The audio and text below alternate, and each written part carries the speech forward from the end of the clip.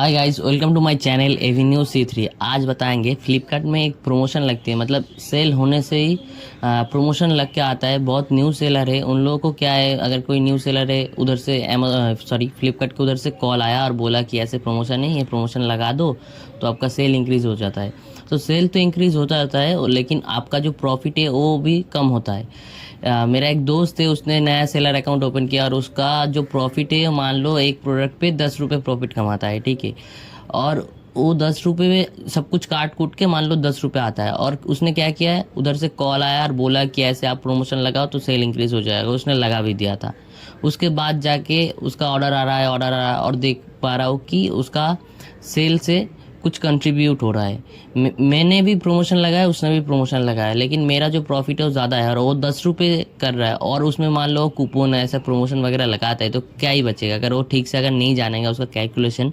और ऐसे हो सकता है आप लोगों को कभी हो रहा है और ऐसे आप लोग भी नहीं पता और आपने प्रमोशन लगा दिया तो आपका भी लॉस हो जाएगा।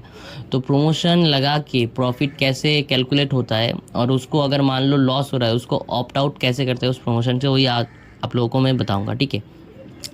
तो मैंने पहले, मेरा खुद का ये सेलर अकाउंट है और ये मेरा दोस्त का है। तो उसका सेल आ रहा है और उसका जो मैं आपको दिखा देता हूँ। ऑर्डर वाले सेक्शन पे ये ट्रांजिस्ट के अंदर मान लो 33 ऑर्डर है और उसके अंदर देखो सोल्ड एट, ऐसे ये जो एक प्रोडक्ट है इसमें ही सिर्फ ग्रीन कलर का बैच शो नहीं कर रहा है, मतलब इसके अंदर प्रमोशन नहीं लगा हुआ है, इससे प्रॉफिट कमा लेगा। लेकिन ये देख पा रहे हो कि ये वाला ग्रीन, बहुत सारा ग्रीन कलर का शो रहा है। इसके ऊपर क्लिक कर रहा हूँ तो ये देखो 14% का एक प्रमोशन चल रहा है। और इसमें देखो टोटल डिस्काउंट और ये ईयर कंट्रीब्यूशन, मतलब ये 12 रुपये इसके जेब से जा रहा है और टोटल तो 24 रुपये है, मतलब 12 रुपये इसका जेब से जा रहा है और 12 रुपये फ्लिपकार्ट दे रहा है। तो अगर इसने कैलकुलेट जब किया था एक लिस्टिंग के टाइम तो इसका 10 रुपये प्रॉफिट, अभी मान लो कंट्रीब्यूट में ही 12 रुपये चला जा रहा है तो इसका क्या ही प्रॉफिट बचेगा। अगर मान लो ये 15 प्रोडक्ट डिलीवर करता है, उससे क्या है, अगर 15 प्रोडक्ट 10 रुपये करके प्रॉफिट हो रहा है तो मान लो 150 रुपये कमाया। और एक अगर कस्टमर रिटर्न आ गया तो उसका पूरा एक कस्टमर रिटर्न से पूरा हो गया लॉस, ठीक है। तो ऐसे अगर आप बिना जाने प्रमोशन लगा दोगे तो आपका लॉस, बहुत लॉस हो सकता है। तो इसका मान लो आज 30 ऑर्डर आया था, 30 ऑर्डर से क्या क्या ही कमाया था, क्योंकि ये तो हर एक प्रमोशन पे सेल हो रहा है। तो देखा जाए तो कुछ नहीं कमा पाया, ठीक है। और मेरा भी एक प्रोडक्ट है तो मैं आपको मेरा प्रोडक्ट के साथ भी दिखा देता हूँ। ये मेरा ट्रांजिस्ट के अंदर है और इसमें भी देखो प्रमोशन, हर एक में प्रमोशन लगा हुआ है। तो पहले मैं मेरा खुद का दिखाता हूँ। जैसे इसमें भी देखो 14% का ऑफ चल रहा है, टोटल डिस्काउंट 66 और ईयर कंट्रीब्यूट 33 दिखा रहा है, ठीक है। तो मेरा क्या, मेरा जेब से 33 गया और बाद बाकी जो 33 रुपीज़ है वो फ्लिपकार्ट दे रहा है। तो अभी क्या है, मैं इसका देखो कैलकुलेट कैसे करूँगा। तो ये जो ऑर्डर आईडी है, इसका ऑर्डर आईडी मैं कॉपी कर लेता हूँ और पेमेंट वाले सेक्शन पे सर्च ऑर्डर वाइज सेटलमेंट इसे क्लिक करता हूँ। तो ये नया पेज पे मैंने ओपन कर लिया। अभी इस ऑर्डर आईडी को इधर पेस्ट कर लेता हूँ। तो अभी सबमिट कर देता हूँ। तो देखो ये पर्टिकुलर ऑर्डर के लिए मुझे 310 रुपये मेरे बैंक में सेटलमेंट आएगा, लेकिन मुझे डिटेल्स में देखना है कैसे क्या काम कर रहा है, क्योंकि मैं आप लोगों को दिखाऊँगा। तो ये जो ऑर्डर आइटम वैल्यू देखो 436 रुपीज़ दिखा रहा है और लॉजिस्टिक फीस इतना। तो ये सब, इससे ये अगर माइनस करोगे तो आपका सेलर प्राइस बनता है। सेलर प्राइस से मार्केट प्लेस फीस और टैक्स माइनस होने के बाद आपके बैंक में सेटलमेंट होता है। सेम मेरे दोस्त का भी मैं कर लेता हूँ। तो इसका मान लो ये वाला, इसका ऑर्डर आई डी लिया और payment search order wise settlement, इसके ऊपर मैंने क्लिक कर दिया और इधर मैंने ये अभी सबमिट। तो अभी इधर तो इसका 0 रुपये दिखा रहा है, क्योंकि ये मतलब क्या है, अभी रेडी टू शिप पे है। एक सेकंड में इधर से मैं इसका इन ट्रांजिस्ट वाला कर लेता हूँ, ठीक है। तो एक काम करता हूँ, कंप्लीट ऑर्डर से उठा लेता हूँ जो डिलीवर हो चुका है। तो ये 164, इसके अंदर भी ग्रीन कलर का बैच शो हो रहा है और इसमें भी 5% का ऑफ, 9 रुपीज़ डिस्काउंट लगा, 7 रुपये इसने कंट्रीब्यूट किया। तो इसका जो मैं ऑर्डर आईडी है तो इसको कॉपी कर लिया और सर्च ऑर्डर वाइज सेटलमेंट, और इधर से मैंने इधर सबमिट कर लेता हूँ। ये भी रिटर्न दिखा रहा है और देखो ये मैंने उठाया और रिटर्न दिखा रहा है। इसका कॉपी कर लेता हूँ जो डिलीवर हुआ है। हाँ, तो इसका देखो डिलीवर हो चुका है और इसका 91.48 रुपीज़ इसका बैंक सेटलमेंट आएगा। और इसका मैं पूरा डिटेल्स ओपन कर लेता हूँ। तो देखो इधर सेलर प्राइस के अंदर इसने 7 रुपये 20 पैसा इसने खुद मतलब इसके बैंक से जेब से जा रहा है, ठीक है। तो अभी मैं मेरा दिखा रहा हूँ, देखो 436 रुपीज़। और ये जो पर्टिकुलर प्रोडक्ट है इसका मैं एक बार लिस्टिंग पेज पे ओपन कर लेता हूँ तो आपको समझ में आएगा। माई लिस्टिंग पे मैं गया और ये जो प्रोडक्ट है इसका मैं रेवेन्यू चेक करूँगा कितना सेटलमेंट मेरे दिखा रहा है। मेरे इधर जो ये वाला है ना, ये वो प्रोडक्ट जिसका मैं ऑर्डर की बात कर रहा हूँ, इसका मैं इधर क्लिक करता हूँ तो देखो इसका जो लिस्टिंग प्राइस है 469 और सेलर प्राइस 368 है और मुझे बैंक सेटलमेंट में 344 रुपीज़ के करीब मिलना चाहिए। लेकिन इधर देखो मुझे मिल रहा है 310 रुपये। और इसका और एक चीज़ देखो 436 रुपीज़ दिखा रहा है, लेकिन इसका जो टोटल होना चाहिए था 469 रुपीज़, ठीक है। तो अभी देखो 469 लेकिन इधर 436 रुपीज़। तो अगर इसका जो प्रमोशन लगा हुआ है 14% का, ठीक है, इसके अंदर क्लिक करोगे तो ये 14% का दिखा रहा है 50-50 शेयरिंग, मतलब 50% मैं दूंगा, 50% फ्लिपकार्ट देगा। तो अभी देखो 469 से 469 मेरा लिस्टिंग प्राइस मैंने रखा था और उससे अगर मैं 14% माइनस कर देता हूँ तो 65.66 रुपीज़, मतलब टोटल आप मानो तो 66 रुपीज़ के करीब कमीशन लगनी चाहिए। तो टोटल कितना बनता है 403 रुपये। लेकिन 403 रुपये की जगह इधर क्या शो कर रहा है आप देखो 436 रुपये। क्यों, मैं आपको बताता हूँ। 66 रुपीज़ लगना चाहिए। अभी मान लो 66 रुपीज़ से अगर मैं डिवाइड करूँगा 2, मतलब फ्लिपकार्ट लेगा और मेरा तो 2 का होता है 33। तो 33 अगर 436 दिखा रहा है, लेकिन देखो मैंने क्या बोला था 469 से अगर 14% माइनस करूँगा तो होता है 65, होता है 403 और फ्लिपकार्ट दे रहा है 33 रुपीज़। तो ये अगर प्लस करता हूँ 436.34, तो समझ रहे हो कैसे इसका ऑर्डर आइटम वैल्यू 436 रुपीज़ दिखा रहा है। और जो 33 रुपीज़ मैं दूंगा वो इधर शो करेगा, माई ऑफर वाले माई शेयर इधर शो करेगा, ठीक है। मतलब ये जो ऑर्डर आइटम वैल्यू दिखा रहा है फ्लिपकार्ट का ऐड होकर शो कर रहा है और सेलर प्राइस के अंदर टोटल ऑफर के अंदर टोटल दिखा रहा है 66 रुपीज़ और माई शेयर मतलब अलग टाइप का दिखा रहा है। मैं आपको कैलकुलेट करके बता दिया है कैसे क्या काम कर रहा है।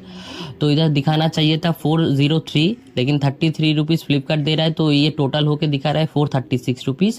उधर से माइनस हो गया 101 रुपये लॉजिस्टिक फ़ी, तो टोटल जो सेलर प्राइस बन रहा है 335 बन रहा है। सेल अमाउंट ऐसे दिखा रहा है और टोटल ऑफर ऐड हुआ है 66 रुपीज़ और माई शेयर 33 रुपीज़। तो ऐसे करके ये दिखाता है। तो मैंने आपको कैलकुलेशन बताया कैसे क्या हो रहा है, कितना होना चाहिए था। अभी देखो इधर से सेलर प्राइस से मेरा मार्केट प्लेस फीस माइनस हुआ और 5 रुपये टैक्स माइनस हुआ। सब माइनस होने के बाद मेरा जो बैंक सेटलमेंट आ रहा है 310 रुपये 88 पैसा। तो इधर जो हो रहा है तो इतना ही। तो अभी इसका मैं अगर प्रॉफिट कैलकुलेट करता हूँ, ये जो मेरा प्रोडक्ट है 90 रुपये का प्रोडक्ट है, तो अगर मेरे 310 रुपये मेरे बैंक में आ रहा है तो उससे पहले मैं एक बार कैलकुलेट कर लेता हूँ कि जितने रुपए का मैंने सेल किया तो वो जो सेल है उसके ऊपर हम लोग को जीएसटी देना होता है। तो हमारा जो सेलर प्राइस है 335, तो 335 का जीएसटी कितना बनता है इंटू 18 डिवाइड 118। ये कैलकुलेशन मैंने बहुत पहले आप लोगों को बताया था। अगर नहीं मालूम है आप लोगों को तो आप कमेंट कर सकते हो, मैं दोबारा आप लोगों को बता दूंगा। अगर कमेंट पे रिप्लाई नहीं आता है, पॉसिबल नहीं होता, बहुत लोग बहुत लंबी कमेंट करती है तो उन पर मुझे रिप्लाई करने में परेशानी होती है। तो आप काम कर सकते हो, आप मुझे इंस्टाग्राम पे डीएम कर सकते हो, मैं आपको डिटेल्स में बता सकता हूँ, ठीक है। तो ये 335 रुपये का जो जीएसटी बनता है 51 रुपीज़, मतलब 51 रुपीज़ मेरे बैंक में इधर से कटनी चाहिए। मतलब 310 रुपये आया है विथ जीएसटी। अभी सरकार को नेक्स्ट मंथ हमको जीएसटी देना पड़ेगा 51 रुपीज़, लेकिन पूरा का पूरा 51 रुपीज़ हम लोग नहीं देंगे क्योंकि ऑलरेडी हमने 5 रुपये 12 पैसा ऑलरेडी हमने जीएसटी दिया है। तो 5.12 रुपीज़ हमने माइनस कर देता हूँ, तो 45 रुपीज़ के करीब हमको जीएसटी देना पड़ेगा। 98 मतलब 46 के करीब हमको जीएसटी देना पड़ेगा, ठीक है। तो किससे देना पड़ेगा, ये जो हमारा बैंक में 310 रुपये आया उधर से हमको 46 रुपीज़ जीएसटी देना पड़ेगा।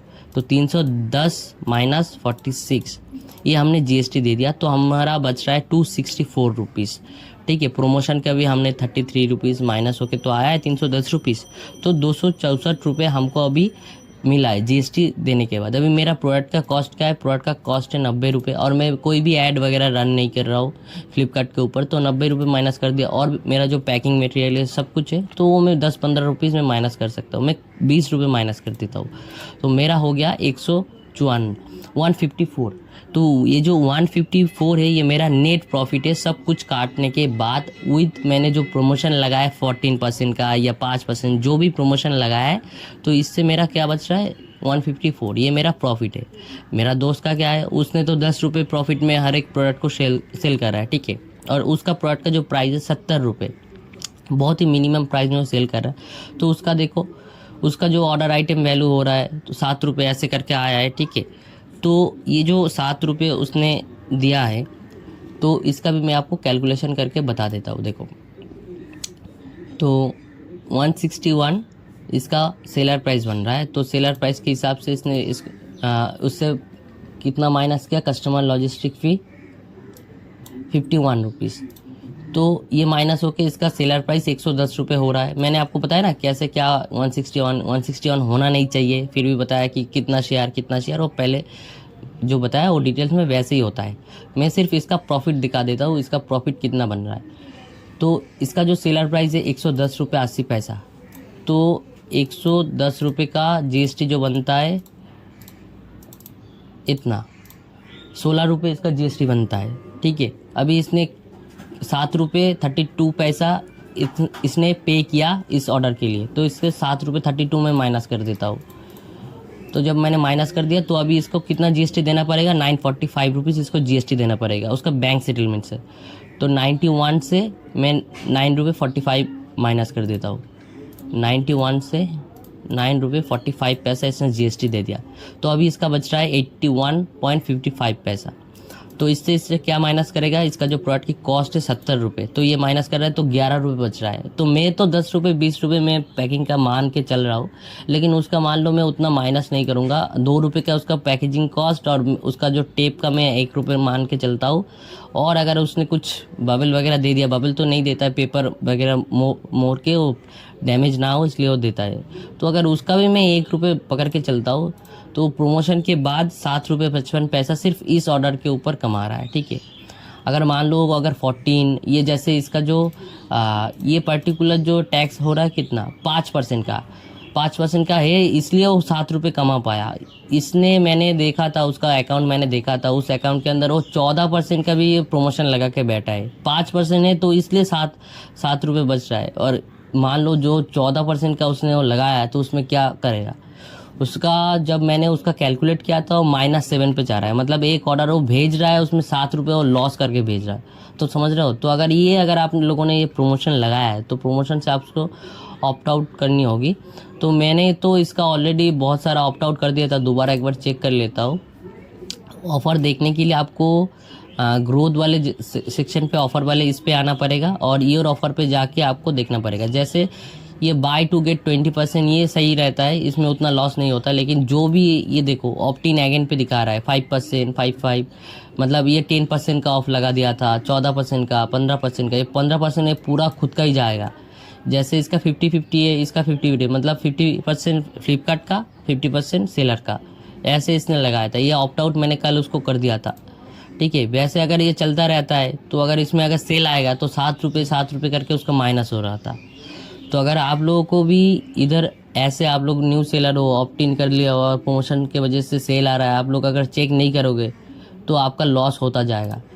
मेरा देखो ग्रोथ वाले सेक्शन पे, ऑफ़र वाले सेक्शन पे भी मेरा भी ऑफ़र चल रहा है। इधर 12 पे मैं ऑप्ट इन कर चुका हूँ, 6% का खुद का जा रहा है, 10, 90 ऐसे करके जो शेयरिंग दिखाएगा 60% मेरा है, 33% फ्लिपकार्ट का, ऐसा करके ये 50-50 है।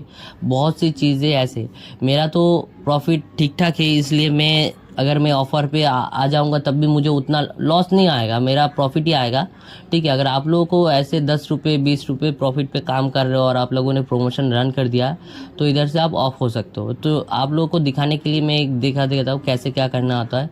जैसे ये 1090 है, इसके अंदर जाता हूँ तो अगर देखो 3 एलिजिबल लिस्टिंग है तो इधर से ऑप्ट आउट करूँगा तो उस प्रमोशन से मैं हट जाऊँगा। मैं फ़िलहाल के लिए मैं नहीं हटूँगा क्योंकि मेरा लॉस नहीं हो रहा है। जिसका लॉस हो रहा है अगर आप कैलकुलेट करके देखोगे तो अगर आपका लॉस हो रहा है तो इधर से आप ऑप्ट आउट हो जाओ। सेल कम हो, लेकिन सेल ज़्यादा होने के बाद आपको अगर लॉस होगा तो उस सेल का कोई फ़ायदा नहीं है, ठीक है। अगर आपको समझ में नहीं आई मैंने कैसे क्या कैलकुलेशन बताया, दोबारा देख लीजिएगा। तब भी अगर आपको समझ में नहीं आता कमेंट कीजिएगा। अगर कमेंट उतना लंबा हो, नहीं मैं कमेंट का रिप्लाई नहीं कर पा रहा हूँ, तो आप इंस्टाग्राम पे डीएम कर सकते हो, ठीक है। तो वीडियो अगर पसंद आई तो लाइक ज़रूर कर दीजिए, चैनल पे नया हो तो सब्सक्राइब जरूर कर दीजिए। Finally thank you so much for watching.